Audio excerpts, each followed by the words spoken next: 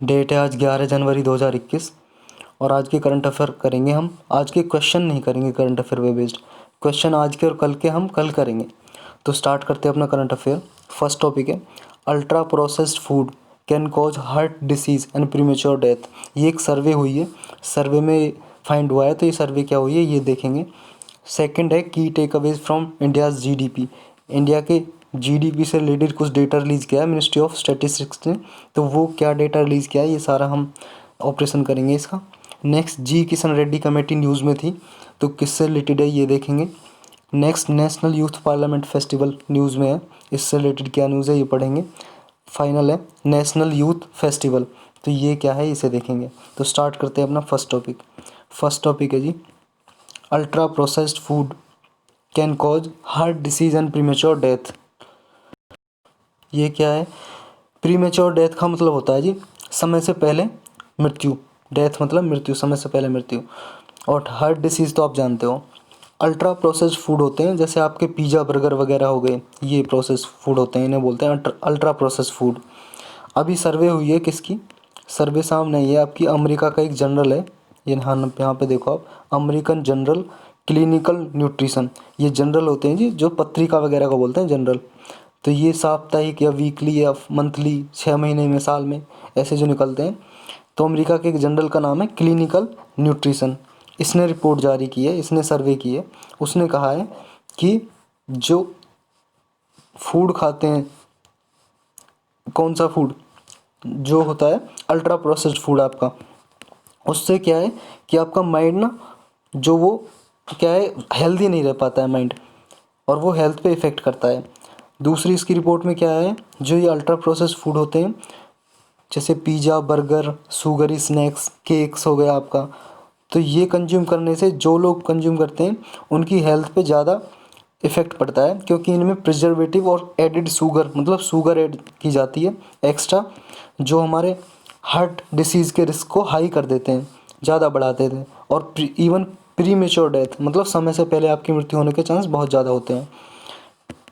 और क्या कहा है, एक इटली के लोगों की सर्च की थी इसने, क्या किया था, 24,325 मैन और वुमन जो 35 साल से ऊपर, 35 साल के उससे ऊपर थे, उन पे सर्वे किया था। उसमें ये पाया था कि जो लोग ये प्रोसेस्ड फूड खाते हैं उनमें हायर रिस्क है मरने का। किस बीमारी से? कार्डियोवास्कुलर डिसीज़ और हार्ट अटैक से। हार्ट अटैक और स्ट्रोक, ये कार्डियो कार्डियो जहाँ भी आ जाए, मतलब समझ लेना कार्डियो का मतलब हृदय से रिलेटेड कोई बात हो रही है, दिल से रिलेटेड कोई बात हो रही है। तो कार्डियो वास्कुलर डिसीज़ का मतलब है कि दिल की बीमारी कोई भी, या हार्ट अटैक स्ट्रोक से उनको ज़्यादा चांसेस है कि उनकी मृत्यु इस वजह से हो। तो इस सर्वे में यही था। चलते हैं नेक्स्ट पे। ये सर्वे कहाँ पे यूज़ हो सकती है आपकी? ये सर्वे यूज़ हो सकती है आपकी मेंस के टॉपिक में। कैसे? जो आपने हंगर का है ना, हंगर का टॉपिक है एक, हंगर के टॉपिक में यूज़ हो सकती है, हिडन हंगर में। हिडन हंगर में क्या है कि हिडन हंगर किसको बोलते हैं? जब आप खाना तो पूरा खा रहे हो, फूड आप पूरा खा रहे हो, डाइट पूरी ले रहे हो, लेकिन क्या है कि न्यूट्रिशन वाली डाइट नहीं ले रहे, पोषक तत्व नहीं ले रहे जो बॉडी को ज़रूरत है। जैसे पिज़्ज़ा बर्गर हो गया, आपका पेट तो भर जाएगा लेकिन क्या है, न्यूट्रिशन नहीं मिलेंगे। तो ये क्या है, हिडन हंगर। चलते हैं नेक्स्ट पे। नेक्स्ट है जी हमारा, नेक्स्ट टॉपिक है की takeaways from India GDP. India की जीडीपी के अभी आंकड़े किसने जारी किए? Ministry of statistics and programme implementation. इसने क्या है, फर्स्ट एडवांस्ड एस्टीमेट जारी किया है, अभी रिलीज़ किया है। ये क्या होता है? एस्टीमेट का मतलब होता है जी आकलन करना। फर्स्ट एडवांस ये हर साल जारी करती है लगभग 7 जनवरी को। फर्स्ट एडवांस, ये first advanced estimate ministry of statistics and programme, GDP का, इंडिया की जीडीपी का हर साल जारी करती है। जीडीपी होती क्या है? जीडीपी देखो यहाँ पे भी लिखा है, the total value of all final goods and services produced with in the country in one financial year. ये क्या है, -7.7% तक कॉन्ट्रैक्ट कर गई है, मतलब -7.7 तक ये रिड्यूस हो गई है। कॉन्ट्रैक्ट का मतलब रिड्यूस 2020-21 में जीडीपी। और मेन कारण क्या है ओवरऑल, सबका कारण आपको पता है, कोविड-19, कोरोना। और ये जीडीपी आपको नहीं रटी है तो एक सिंपल सी मैं डेफिनेशन बताता हूँ, आपको हमेशा याद रहेगी। जीडीपी को हिंदी में क्या बोलते हैं? सकल घरेलू सकल घरेलू उत्पाद, सकल घरेलू उत्पाद, सकल घरेलू उत्पाद। तो ये ग्रॉस, इंग्लिश में क्या होगा, ग्रॉस डोमेस्टिक प्रोडक्ट।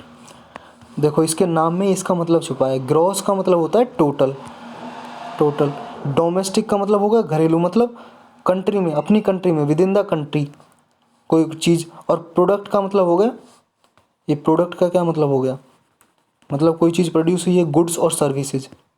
गुड्स मतलब माल या वस्तुएं, और सर्विसेज का मतलब सेवाएं। तो इसके नाम में ही छिपा है, जीडीपी के नाम में, ग्रॉस डोमेस्टिक प्रोडक्ट, मतलब टोटल घर में, मतलब विद इन द कंट्री, और प्रोडक्ट गुड्स एंड सर्विसेज कितने प्रोड्यूस हुए हैं एक फाइनेंशियल ईयर में। फाइनेंशियल ईयर पता है ना आपको कब होता है, 1 अप्रैल से लेके 30 मार्च तक। हम फाइनेंशियल इसे फाइनेंशियल ईयर बोलते हैं, वित्तीय वर्ष फाइनेंशियल ईयर बोलते हैं, 1 अप्रैल से 30 मार्च तक। तो इस बीच में कितना प्रोडक्शन हुआ है वस्तुओं का, सेवाओं का, वो सब मान लो। पिछले साल 100 पेन हुए थे, अब पूरी जीडीपी में 100 पेन का मैन्युफैक्चरिंग हुआ था, अब हो गया 110, तो जीडीपी बढ़ गई क्योंकि मैन्युफैक्चरिंग ज़्यादा हुई है। यही होती है जीडीपी। और सेवाओं क्यों, और सर्विसेज भी काउंट कर लेते हैं, कितनी सर्विसेज बढ़ी हैं। सर्विसेज होती हैं जैसे बैंकिंग सर्विस हो गई आपकी, ट्रांसपोर्टेशन हो गई, या कम्युनिकेशन की हो गई, कोई भी सर्विस हो गई आपकी, ये सर्विस में आते हैं। तो आते हैं अपने न्यूज़ पे। न्यूज़ में क्या आया फर्स्ट जो एडवांस दिए थे, ये देखो ये लिखा है, ministry of statistics and programme implementation. और हाँ, जीडीपी है ना, जो जीडीपी को कैलकुलेट कौन करता है, सीएसओ ही करता है, सेंट्रल स्टैटिस्टिक्स ऑफिस। ये ministry of statistics and programme implementation के अंडर काम करता है, जो ये मिनिस्ट्री के बारे में हम पढ़ रहे हैं अभी, ये वाली मॉस्पी। तो ये एस्टीमेट जारी करती है रेगुलर जीडीपी का। कब, हर साल करती है लगभग। फर्स्ट एडवांस्ड एस्टीमेट जो जारी करती है लगभग 7 जनवरी को करती है। इसके बेस पे होता क्या है, जो फाइनेंस मिनिस्टर जब बजट तैयार करते हैं, वो बजट स्पीच में अपनी जो बजट एलोकेट करते हैं पूरे फाइनेंशियल ईयर का, तो इसका एस्टीमेट में फ़ायदा मिलता है कि जो जीडीपी का एस्टीमेट आया उसको ध्यान में रखते हुए बजट पास किया जाता है, जो जीडीपी को देख के, एडवांस को देख के। और ये जो दूसरा, ये फर्स्ट एडवांस तो जारी करती है 7 जनवरी के लगभग हर साल MoSPI, ministry of statistics and programme implementation. लेकिन जो सेकंड जारी करती है वो लगभग 26 फरवरी को, ये सेकंड एस्टीमेट जारी करती है जीडीपी का, करंट ईयर का।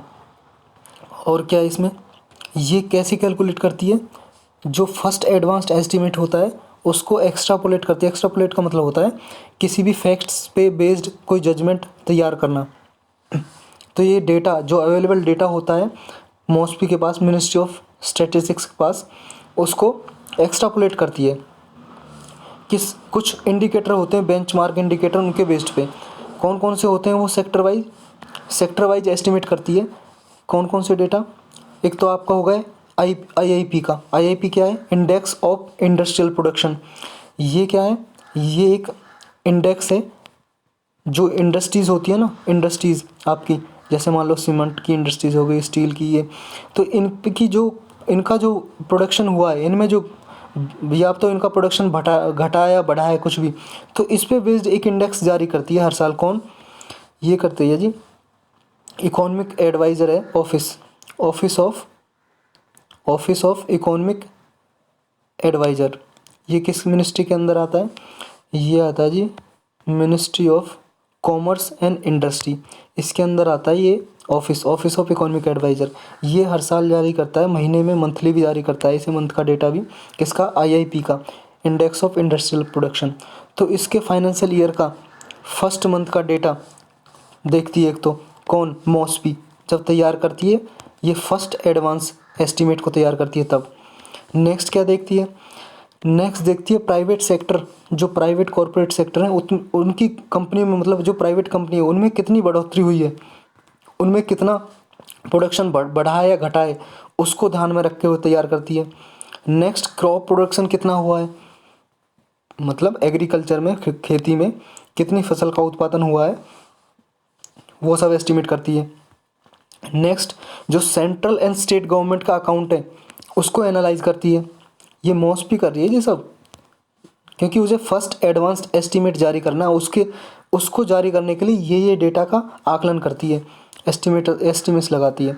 नेक्स्ट क्या करती है ये, नेक्स्ट करती है जी इन्फॉर्मेशन लेती है जितने भी डिपॉजिट और क्रेडिट होते हैं या पैसेंजर और फ्रेट अर्निंग्स, मतलब रेलवे के द्वारा जितनी भी अर्निंग होती है ना, जितनी इनकम होती है फ्रेट से हो, फ्रेट का मतलब है जी माल ढुलाई, माल ढुलाई जो रेल से माल ढुलाई वगैरह होती है फ्रेट वर्ड यूज़ करते हैं। तो रेलवे ने जितनी कमाई की है पैसेंजर से, या तो मतलब जो आदमी, पैसेंजर मतलब आदमी इधर से उधर गए हैं रेल में, जो उससे कमाई की है फ्रेट से माल ढुलाई से की है, या फिर सिविल एविएशन मतलब जहाज़ वगैरह से जो कमाई की है, कार्गो हैंडलिंग। देखो जी फ्रेट तो अगर रेल से माल जा रहा है तो उसके लिए फ्रेट यूज़ करते हैं, अगर जहाज़ से जा रहा है, पानी के जहाज़ से जा रहा है या हवाई जहाज़ से, तो उसके लिए कार्गो यूज़ करते हैं, माल ढुलाई के लिए कार्गो। बस इनमें इतना ही फ़र्क है। तो सिविल एविएशन ने कितनी कमाई की है आपकी, और दूसरा हो गया ये कॉमर्शियल व्हीकल से, पोर्ट वगैरह से कितनी हुई है कार्गो हैंडलिंग के द्वारा, सी पोर्ट वगैरह से। तो ये सब देखती है फर्स्ट 8 मंथ के डेटा देखती है ये मॉस्पी, फर्स्ट एडवांस्ड एस्टिमेट कैलकुलेट करने के लिए। अब इसमें पास्ट में कैसे कैलकुलेट किया जाता है ये, मतलब ये डेटा जो तैयार कर लिया ये फर्स्ट एडवांस्ड एस्टिमेट, ये कैसे फिर तैयार कैसे किया जाता है, कोई फार्मूला है इसका? बिल्कुल इसका फार्मूला है। इसका फार्मूला क्या है, जैसे मान लो इतने सारे एस्टिमेट लगाए इसने मॉस्पी ने, तो एक आईआईपी का भी लगाया था। जैसे इसे कैलकुलेट करना, आईआईपी का ही डेटा लेना है इंडेक्स ऑफ इंडस्ट्रियल प्रोडक्शन का, तो उसे कैसे कैलकुलेट करेगी, जैसे आईआईपी का लेना है इसे कैलकुलेट करेगी फर्स्ट 7 मंथ का फिनेंशियल ईयर में बताया 1 अप्रैल से कब होता है, मार्च तक, 31 मार्च तक। तो पहले 7 महीने का डेटा लेगी आईआईपी का, कब से, 1 मार्च से अक्टूबर तक 7 महीने हो जाएंगे, तो 7 महीने का क्यूमुलेटिव वैल्यू लेगी। क्यूमुलेटिव का मतलब होता है, ये देखो क्यूमुलेटिव का मतलब होता है, ये लिखा क्यूमुलेटिव आपका, ये क्यूमुलेटिव वैल्यू इसका मतलब होता है कि बढ़ते क्रम में निरंतर स्टेडीली इंक्रीजिंग, बढ़ते क्रम में डेटा लेती है 7 महीने का, पहले 7 महीने का। अब 7 महीने का डेटा लिया 7 मंथ का, इसको डिवाइड करेगी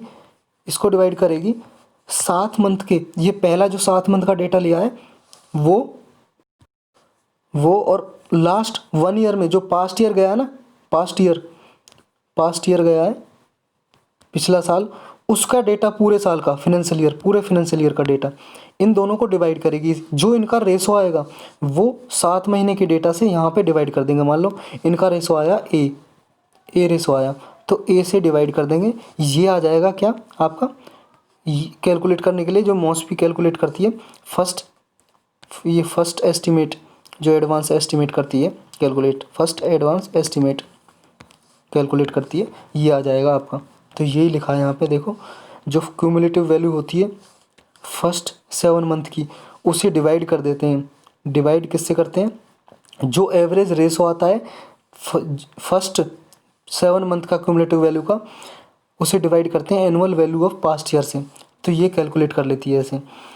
यहाँ पे वही लिखा है करंट ईयर का कैलकुलेट किया जाता है। अब अगर मान लो ये डबल ट्वाइस आ गया तो क्या है कि वैल्यू क्या है कि पिछले 7 मंथ में डबल हो गया, यही लिखा है यहाँ पे। आगे फिर इसमें क्या है, तो इसमें कोरोना की वजह से क्या है, डिक्रीज़ देखने को मिला है पेंडेमिक की वजह से। तो ये कौन कौन से सेक्टर में डिक्रीज़ देखने को मिला है, कुछ जारी किए हैं इसने, 7 की टेक अवेज दिए हैं, कैलकुलेट किया है जो 2020-21 का फर्स्ट एडवांस डेटा, वो देखते हैं। पहला दिया है कि आपका जीडीपी ग्रोथ रेट का 7 इसने एस्टिमेट लगाए हैं मॉस्पी मतलब ministry of statics and programme implementation ने। तो फर्स्ट क्या है उसमें जीडीपी ग्रोथ पे डेटा दिया है,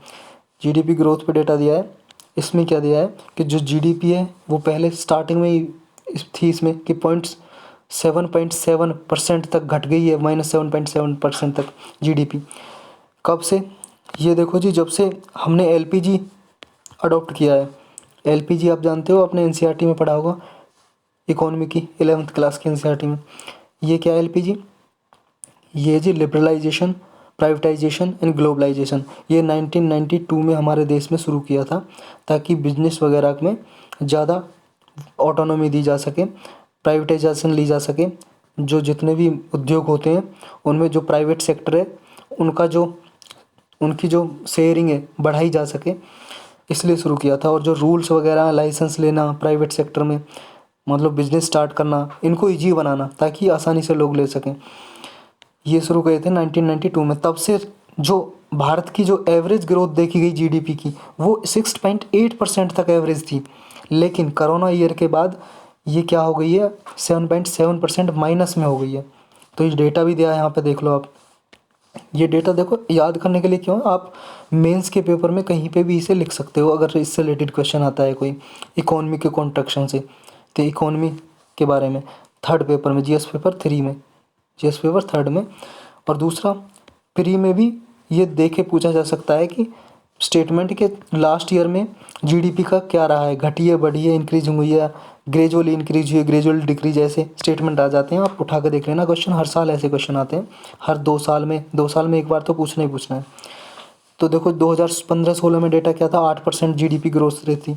फिर 16-17 में बढ़ गई 8.3, फिर अगले साल 7 घट गई, फिर 6.1 हो गई, फिर घट गई और फिर माइनस में हो गई 2020-21 में -7.7। तो ये क्या दिखाता है, अगर स्टेटमेंट आ जाए कि जीडीपी ग्रोथ लास्ट 5 ईयर में इंक्रीज हो रही है, स्टीडली इंक्रीजिंग, मतलब लगातार बढ़ रही है, तो बढ़ थोड़ी रही है, ये गलत हो जाएगा। लेकिन अगर कहीं स्टीडली डिक्रीज हो रही है कि लगातार घट रही है, तो लगातार भी नहीं घट रही है। पहले देखो बढ़ी है 8 थी, 8 से 8.3 हुई, फिर घट गई, तो घटी भी नहीं है, घट रही है, बढ़ रही है, फिर घट रही है, फिर और घट रही है। तो ये स्टेटमेंट जो आते हैं ना, स्ट्रिक्टली इंक्रीजिंग या डिक्रीजिंग, तो ये स्टेटमेंट ऐसे दे के पूछ ले जा कि लगातार घट रही है, बढ़ रही है, तो वो स्टेटमेंट में ये डेटा याद करना बहुत ज़रूरी है आपको। समझ गए? चलते हैं नेक्स्ट टॉपिक पे। इसमें ये लिखा है, मतलब जो फर्स्ट हाफ में जो आई है जीडीपी का डेटा, वो क्या था, ये देखो आपका फर्स्ट क्वार्टर में, क्वार्टर क्या होता है आपको पता है ना, साल के 3 महीने को क्वार्टर बोलते हैं, मतलब एक साल का क्वार्टर निकाला जाए तो 3 महीने को क्वार्टर बोलेंगे। तो फर्स्ट 3 मंथ में क्या हुआ है, -24% तक जीडीपी हो गई थी 2020 में, 2020 में -24 तक चली गई थी। और फिर अगले फर्स्ट हाफ में, मतलब 6 महीने के डेटा निकालें तो 15.7% तक कॉन्ट्रैक्ट कर गई थी जीडीपी। और सेकंड हाफ का, ये तो फर्स्ट हाफ का हो गया। सेकंड हाफ का डेटा अभी अक्टूबर मार्च तक ये रिलीज़ होगा। एक्सपेक्टेड की जा रही है कि सेकंड हाफ में बढ़े थोड़ी जीडीपी। जब फाइनेंशियल ईयर है जो 2020 का कब ख़त्म होगा, 31 मार्च तक, 31 मार्च को ख़त्म होगा ना, तो एस्टिमेट लगाया जा रहा है, ये अनुमान लगाया जा रहा है कि बढ़ सकती है जीडीपी। ये देखो जो फर्स्ट हाफ का डेटा है आपका, फर्स्ट हाफ मतलब अप्रैल से लेके 6 महीने तक आप लगा लो, ये लगभग सितंबर तक जो डेटा है वो क्या है, 60 लाख करोड़ रुपए का प्रोडक्शन हुआ है।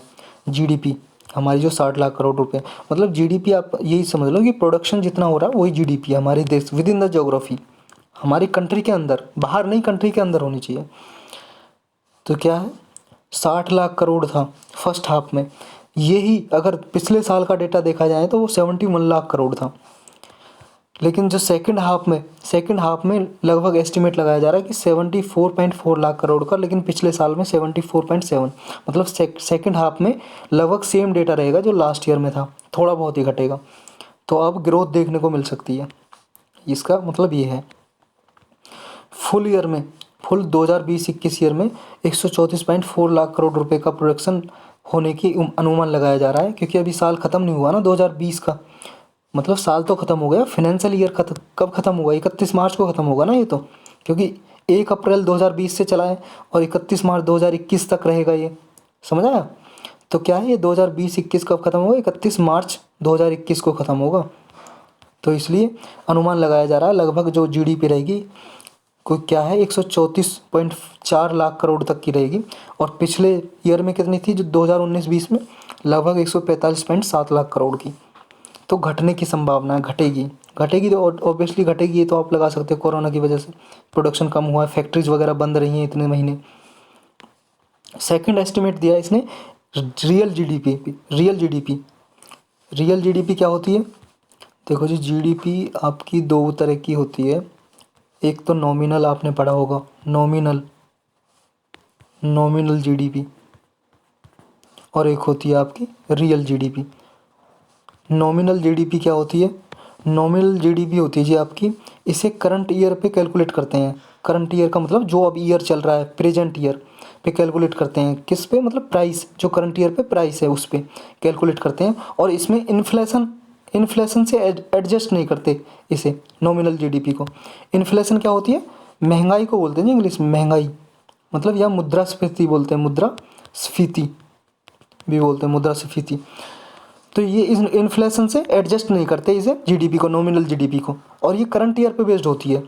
लेकिन जो रियल जीडीपी होती है वो इन्फ्लेशन से एडजस्ट करते हैं उसे।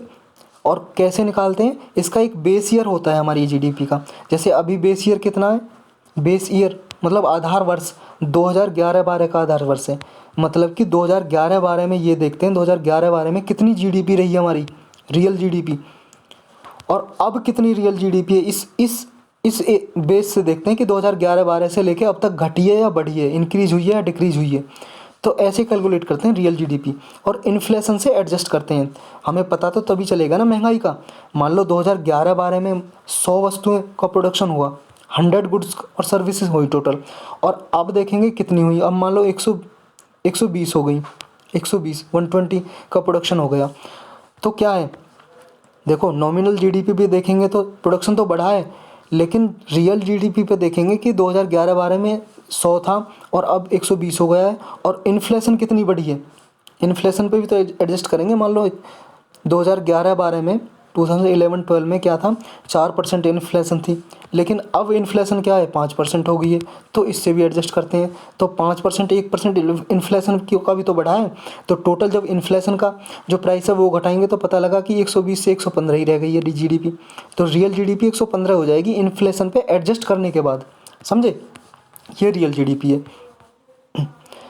अब इसमें रियल जीडीपी क्या है, इसका भी आकलन लगाया जा रहा है, 134.4 लाख करोड़ तक की होगी। और इसमें क्या है, ये भी घटने के चांस है, इसके भी घट गई है। देखो 2019-20 में कितनी थी, 143, 2020-21 में 134। और इसका देखो आकलन 2015-16 से लास्ट 5 ईयर का लगाएं तो इसमें भी स्टेटमेंट दे के पूछ सकता है कि लास्ट ईयर 5 ईयर में रियल जीडीपी घट रही है या बढ़ रही है, मतलब लगातार बढ़ी है या घट रही है। समझे? तो देखो 2015-16 से 114, 123, फिर 134, फिर 139, 143। मतलब अगर 2020-21 को छोड़ दें हम तो कंटिन्यूसली इंक्रीज़ हो रही है, कंटिन्यूसली इंक्रीज़ हो रही है। लेकिन 2020-21 में घट गई है, कॉन्ट्रैक्ट हो गई है। समझे? अब चलते हैं इस पे, नेक्स्ट पे। नेक्स्ट क्या एस्टिमेट दिया है इसने, per capita GDP. Per capita GDP जानते हो ना आप? पर कैपिटा जीडीपी क्या होती है?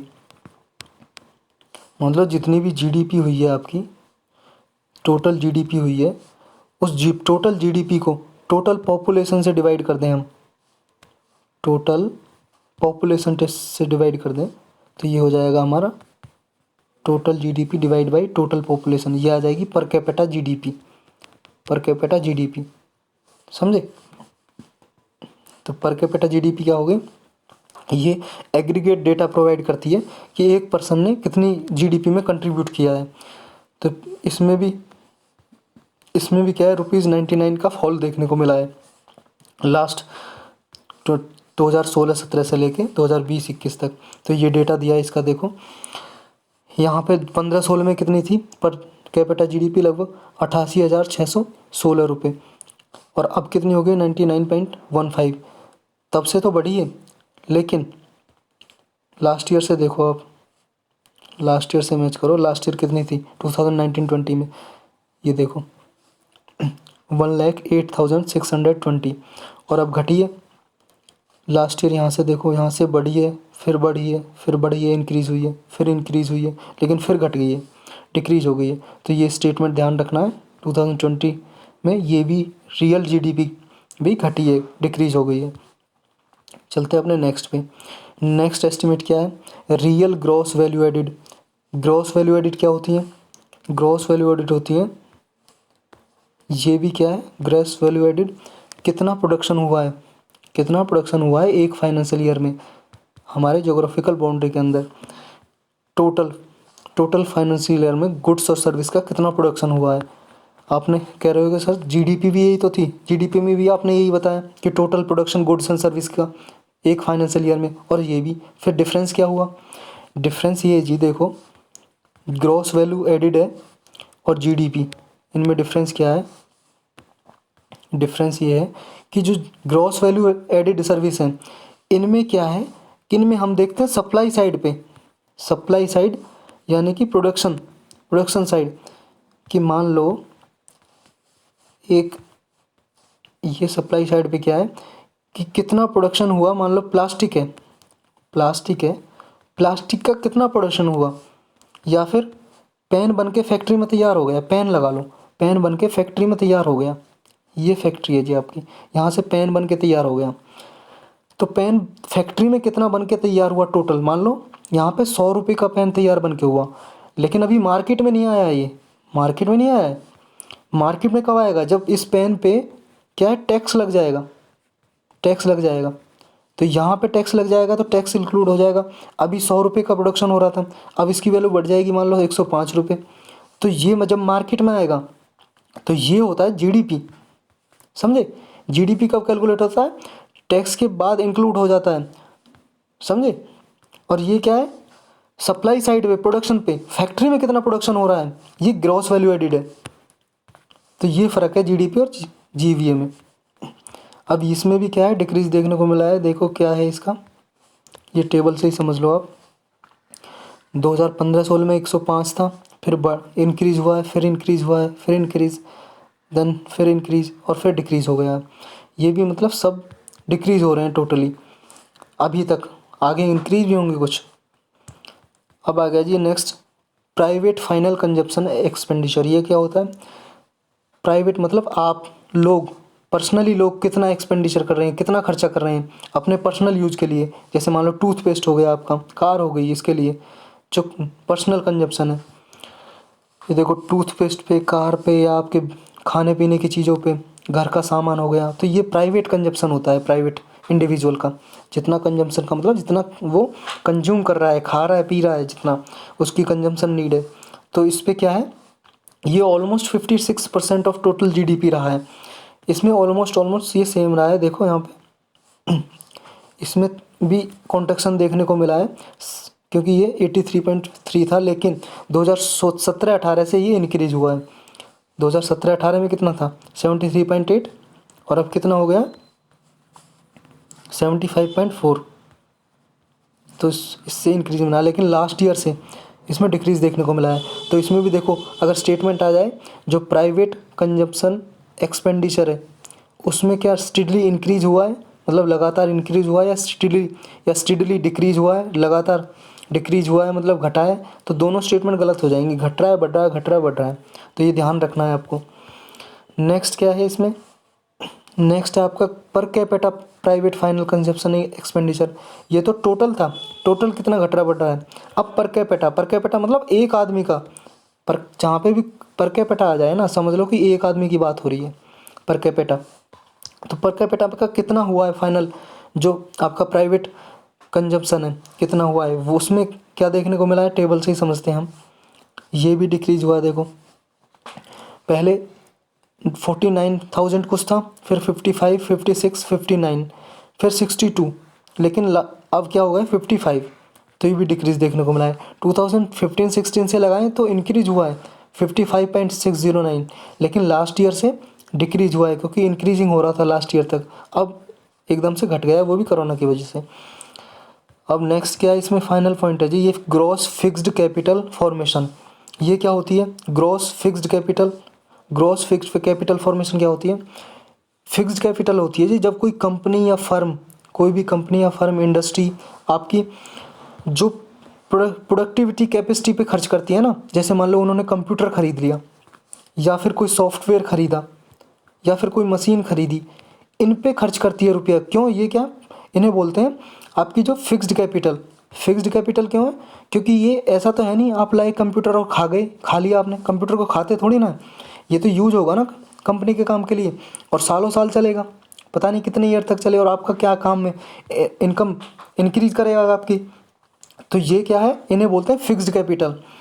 और सॉफ्टवेयर भी ऐसा नहीं है कि कोई सॉफ्टवेयर लेके आए, जैसे आपके मोबाइल में एप्लीकेशन होती हैं, यही सॉफ्टवेयर, जैसे व्हाट्सअप की एप्लीकेशन है, यही क्या है, सॉफ्टवेयर है। और व्हाट्सअप को आप खाते थोड़ी ना, यूज़ करते हो, सालों साल यूज़ हो रहा है। तो ये होते हैं फिक्स्ड कैपिटल। तो इनमें इनमें देखने को क्या मिला है, ये भी हम समझते हैं टेबल से। देखो ये भी डिक्रीज हुआ है 37.1, लेकिन 2015 और 16 से देखें तो इंक्रीज हुआ है, क्योंकि 2015-16 में कितना था, 34.9% था और अब 37.1 हो गया है। लेकिन ये भी इंक्रीजिंग डिक्रीजिंग ऑर्डर में याद रखना है आपको। तो इसमें इतना ही था, सारा यही दिखा है टेबल का डेटा जो लिखा है ना यहाँ पे, कितने % रहा है, देखो यहाँ पे कितने 37.1 रहा है, ये सब इसमें यही लिखा है। और ये बताया 37 लाख करोड़ जो ग्रॉस फिक्स्ड कैपिटल जो रहेगी उसका डेटा दिया है आपका। ये याद करने की ज़रूरत नहीं है, इंक्रीज डिक्रीज हुआ है, ये बस ये याद करना है आपको। तो इसमें इतना ही था। चलते हैं नेक्स्ट टॉपिक पे। नेक्स्ट क्या है, जी किशन रेड्डी कमेटी। जी किशन रेड्डी कमेटी अभी फॉर्म्ड की है गवर्नमेंट ने, सेंट्रल गवर्नमेंट ने। किस लिए, ताकि जो लद्दाख की लैंग्वेज है, कल्चर है, लैंड है, मतलब वहाँ की भाषा है, संस्कृति है, भूमि है, उसको बचाया जा सके, प्रोटेक्ट किया जा सके, इसलिए कमेटी की है। उसके डेवलपमेंट के लिए यूनियन टेरिटरी बना दिया ना। इसमें कौन चेयर कर रहा है इसको, minister of state for home जी किशन रेड्डी इस कमेटी को हेड करेंगे, चेयरमैन इस कमेटी करेंगे, और भी मेंबर रहेंगे। ये जो मिनिस्टर हैं जी किशन रेड्डी, इनके नाम पे कमेटी का नाम रखा गया जी किशन रेड्डी कमेटी। इसमें मेंबर और कहाँ से होंगे, लद्दाख से भी होंगे, लद्दाख ऑटोनोमस हिल डेवलपमेंट काउंसिल है उससे भी होंगे, सेंट्रल गवर्नमेंट के होंगे, लद्दाख एडमिनिस्ट्रेशन से मेंबर होंगे। तो ये काम करेंगे, बस इसमें ये लिखा है उसकी कल्चर आइडेंटिटी को प्रोटेक्ट किया जा सके, बचाया जा सके लद्दाख की यूनिक आइडेंटिटी को, इसलिए कमेटी बनाई जा रही है। बस आपको इतना याद रखना है, सिर्फ इतना पूछ लेता है, जी किशन रेड्डी कमेटी किससे रिलेटेड है, ये याद होना चाहिए बस आपको। बस इसमें इतना ही था। चलते हैं नेक्स्ट पे। नेक्स्ट क्या है, नेक्स्ट है नेशनल यूथ पार्लियामेंट फेस्टिवल। ये क्या है, नेशनल यूथ पार्लियामेंट फेस्टिवल, ये प्राइम मिनिस्टर ने क्या है, इसे अभी एड्रेस करेंगे, इसके वैलिडिक्टरी फंक्शन को। वैलिडिक्टरी फंक्शन क्या होता है, ये वैलिडिक्टरी फंक्शन ये होता है जी विदाई का जो भाषण होता है ना, कोई भी फंक्शन हो रहा है उसकी विदाई जो होती है, मतलब ख़त्म होने वाला है, उसे बोलते हैं वैलिडिक्टरी फंक्शन, कि अब ख़त्म होने वाला है। तो 12 जनवरी को ये ख़त्म होने वाला है, 12 जनवरी को। तो इसकी विदाई भाषण के लिए पार्लियामेंट में क्या होगा, प्राइम मिनिस्टर जी एड्रेस करेंगे, भाषण देंगे वर्चुअली, मतलब आपके इंटरनेट के थ्रू। इसमें प्रेजेंट कौन कौन होंगे, लोकसभा के स्पीकर भी, एजुकेशन मिनिस्टर, मिनिस्टर स्पोर्ट्स के, यूथ अफेयर्स के मिनिस्टर प्रेजेंट होंगे। ये होता क्या है, नेशनल यूथ पार्लियामेंट फेस्टिवल होता क्या है, ये इसके बारे में पढ़ते हैं जी। ये क्या है, आपका एक बार मन की बात हुई थी, पार्लियामेंट का सेशन हुआ था 31 दिसंबर 2017 को। तो पार्लियामेंट जो प्राइम मिनिस्टर हैं, प्रधानमंत्री मोदी जी, उनके मन में आया था कि ऐसा फेस्टिवल कराया जाए। तो इन्होंने अपने मन की बात में चर्चा की थी इसकी 31 दिसंबर 2017 को। तो फिर ये स्टार्ट किया गया सब। तो फर्स्ट जो नेशनल यूथ पार्लियामेंट फेस्टिवल हुआ वो 2019 में हुआ, वो 27 फरवरी तक, 12 जनवरी से लेकर 27 फरवरी तक हुआ 2019 में। और दूसरा अब हो रहा है आपका, जो 12 जनवरी को ख़त्म होगा। पहला 12 जनवरी को शुरू हुआ था, 12 जनवरी को ख़त्म होगा। शुरू कब हुआ था, शुरू हुआ था जी आपको 23 दिसंबर 2020 को, और 12 जनवरी को ख़त्म हो जाएगा ये। इसमें होता क्या है, इसमें कुछ नहीं होता जी। जो 18 साल से लेकर 25 साल तक के जितने भी बच्चे होते हैं ना, यूथ होते हैं, पढ़ने वाले एज के, वो पार्टिसिपेट करते हैं। उसमें होता क्या है, उसमें उनके कैरियर के बारे में डिस्कशन किया जा सके। इसमें डिबेट डिस्कशन होती हैं किसी भी टॉपिक को लेकर, उनके कैरियर से लेके। तो जो भी इस डिस्कशन में जीतता है, विनर होता है, जो फर्स्ट थ्री विनर होंगे, टॉप 3 आएंगे, उनको प्राइजेज़ मिलते हैं। इसमें लगभग 23 लाख यूथ हिस्सा लेते हैं पूरी कंट्री से। और ये 3 लेवल पे होता है, डिस्ट्रिक्ट लेवल पे, स्टेट लेवल पे, नेशनल लेवल पे। नेशनल लेवल पे तो आपके पार्लियामेंट में, स्टेट लेवल पे होता है, और डिस्ट्रिक्ट लेवल पे भी ये वर्चुअली हुआ था। डिस्ट्रिक्ट लेवल पे यूथ पार्लियामेंट 24 से 29 दिसंबर तक हुआ था। फिर आपका स्टेट लेवल पे होता है, फिर फाइनली जब आके पार्लियामेंट लेवल पे, मतलब सेंट्रल लेवल पे होता है।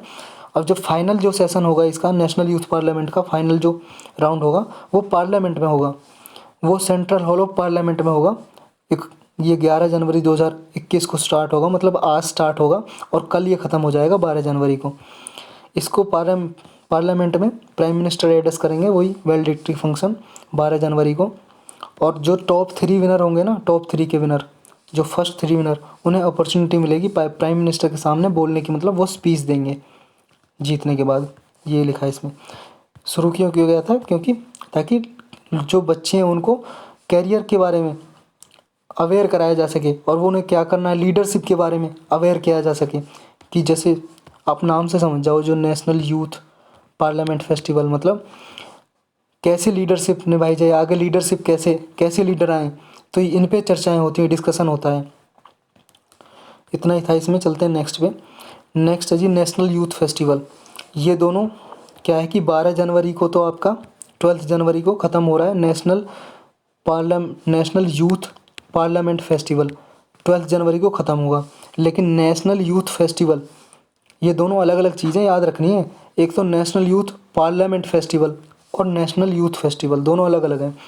ये तो 12 जनवरी को इस साल ख़त्म होगा, लेकिन ये हर साल नेशनल यूथ फेस्टिवल हर साल 12 जनवरी को स्टार्ट होता है। और ये कब तक चलेगा? 12 जनवरी से 16 जनवरी तक। इसे क्यों करते हैं सेलिब्रेट? ये जी जो स्वामी विवेकानंद के बारे में आप जानते होंगे, इसके बारे में बताने की ज़रूरत है नहीं, क्योंकि स्वामी विवेकानंद की बर्थ एनिवर्सरी होती है, जन्मदिन होता है 12 जनवरी को। तो उनके उपलक्ष्य में ही ये सेलिब्रेट किया जाता है। नेशनल यूथ फेस्टिवल हर साल ऑर्गेनाइज किया जाता है। और इसमें क्या होता है, इसमें भी यूथ पार्टिसिपेट करते हैं पूरे नेशनल से, पूरे मतलब कंट्री लेवल से, पूरी कंट्री से। इसमें वो अपना टैलेंट शो करते हैं, और इसी को कहा जाता है, पूरा कंट्री से आते हैं तो मिनी इंडिया, मतलब एक मिनी इंडिया क्रिएट करने की कोशिश करते हैं। यूथ इंटरेक्ट करते हैं। इससे होता क्या है कि ताकि हमें एकता की भावना बढ़ाई जा सके, पूरे देश में प्रमोट किया जा सके नेशनल इंटीग्रेशन को, स्पिरिट ऑफ कम्युनल हार्मनी, मतलब कम्युनल हार्मनी का मतलब कि समुदाय के बीच में मधुर संबंध बनाया जा सके। सभी समुदाय के लोग, सभी कम्युनिटी के लोग पार्टिसिपेट करते हैं। उनमें ब्रदरहुड भाईचारे की भावना बढ़ाई जा सके, करेज एडवेंचर को प्रमोट किया जा सके, और एक भारत श्रेष्ठ भारत का जो सपना है, कंसेप्ट है, उसको प्रमोट किया जा सके। एक भारत श्रेष्ठ भारत। अब कोविड-19 की वजह से ये भी क्या है, वर्चुअली होगा। कोविड-19 की वजह से वर्चुअली होगा। ये 24th नेशनल यूथ फेस्टिवल होगा, 24th जो 2021 में हो रहा है, 12 जनवरी 2021 को 24वां नेशनल यूथ फेस्टिवल होगा। और इसकी थीम क्या है?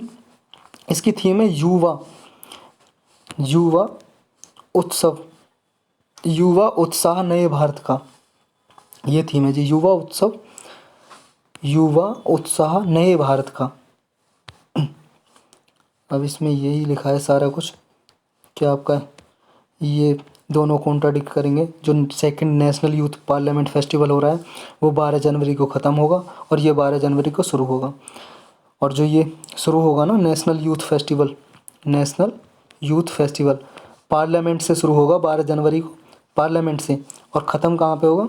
एक बिल्डिंग है, कहाँ पे? न्यू दिल्ली में डॉक्टर अंबेडकर इंटरनेशनल सेंटर है, वहाँ पे ये ख़त्म होगा 16 जनवरी को। जो इसका फाइनल जो डे होगा यहाँ पे होगा डॉक्टर अंबेडकर इंटरनेशनल सेंटर में।